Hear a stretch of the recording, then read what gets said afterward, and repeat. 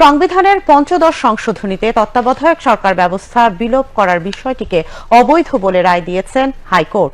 আজ বিচারপতি ফারা মাহবুব ও বিচারপতি দেবাশিস রায় চৌধুরীর হাইকোর্ট বেঞ্চ এ রায় দেন। এর আগে ৪ ডিসেম্বর পৃথক রিট জারি করা রুলের ওপর শুনানি শেষ হয়।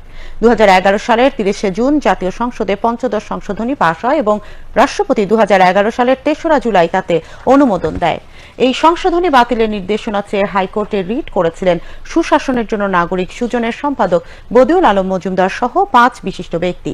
গত ১৯ আগস্ট হাইকোর্ট রুল জারি করেন। সংবিধানের পঞ্চদশ সংশোধনী আইন কেন সংবিধানের সঙ্গে সাংঘর্ষিক ঘোষণা করা হবে না জানতে চাওয়া হয় রুলে।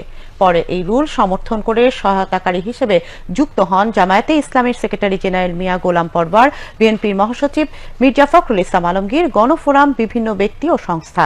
তাদের পক্ষে তাদের আইনজীবীরা বক্তব্য উপস্থাপন করেন। এছাড়া নওগাঁর রানীনগরের নারায়ণপাড়ার বাসিন্দা বীর মুক্তিযোদ্ধা মোহাম্মদ মোফাজ্জল হোসেনও রিট করেন।